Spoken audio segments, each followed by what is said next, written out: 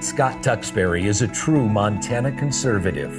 After more than 40 years in the insurance industry, Scott is ready to put his knowledge and dedication to work for insurance consumers and businesses in Montana as the next state auditor.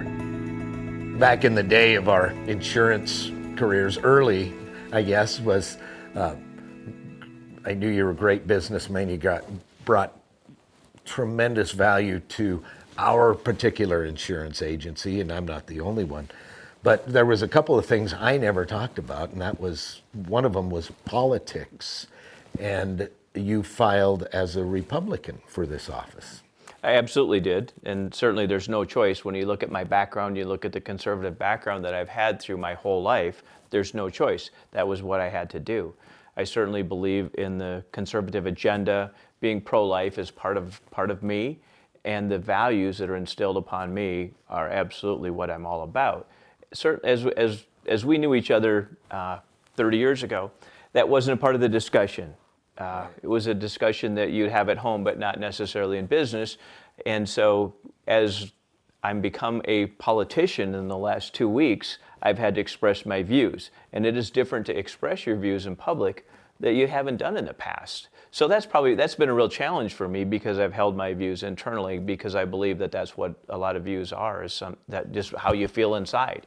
And so now it's time to talk politics. Well, as long as snot-nosed kids, we didn't really care probably, but isn't it funny how your love for the insurance industry, or at least that's your profession, vocation, and how you've been molded together with the outdoors and the natural resources and the guiding and the hunting, it forms you, and all of a sudden, here you are. Here I am, and again, to use those conservative values in a job where I can bring other jobs to Montana.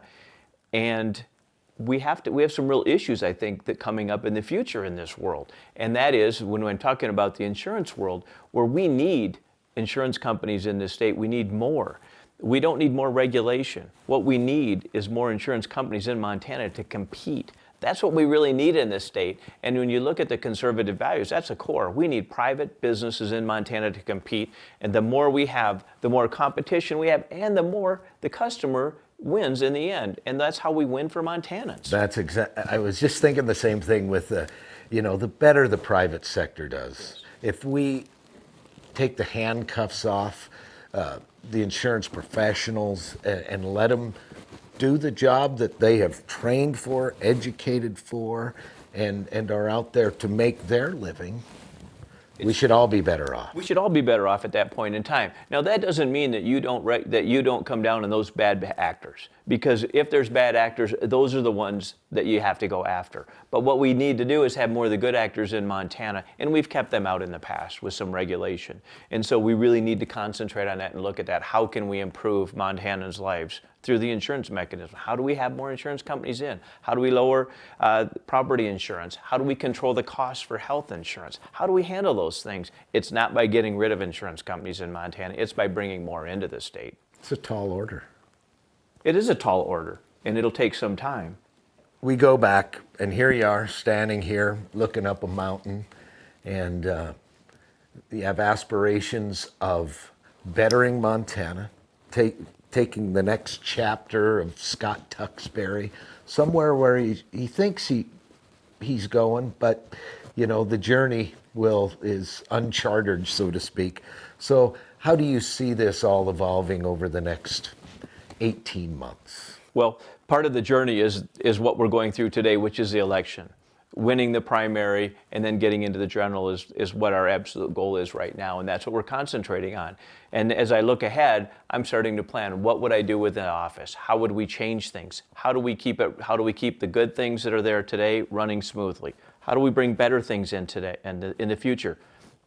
I have a lot of ideas when it comes to education, bringing more education not only to the consumers of Montana, but also to the department, so that we can do a better job for our consumers. As you know, part of the background that we've talked about, one of my passions is educating others. That's what I would do in the job. I would actually be out there physically educating those consumers in Montana. I see outreach as a very important part of that role.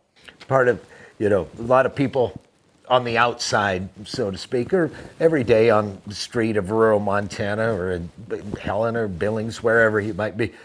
Boy, politics, you couldn't get me to do that. Why would you do that? Why? What say you? So that is a really good question. And as I went through the process and we talked about it and we made the decision, Renee and I made the decision that I'm going to do this, there was a lot of, we had to really think about it. We had to consider everything. But really, in the end, I wouldn't be happy unless I did this. And this absolutely is something I've wanted to do. So the timing was right. And I said, let's do it. And it is difficult to jump into a political arena when you haven't had the experience. But you know what? I think that's the fun part. I'm running as a non-politician. I've never held a public office. I think that's pretty clear as to why I want that job, because I think I can do it. Oh, and I know I can do it. You're still a young guy, a lot of years to give, and I'm thankful that you're giving it back to Montana. I'd love to be able to. Yes.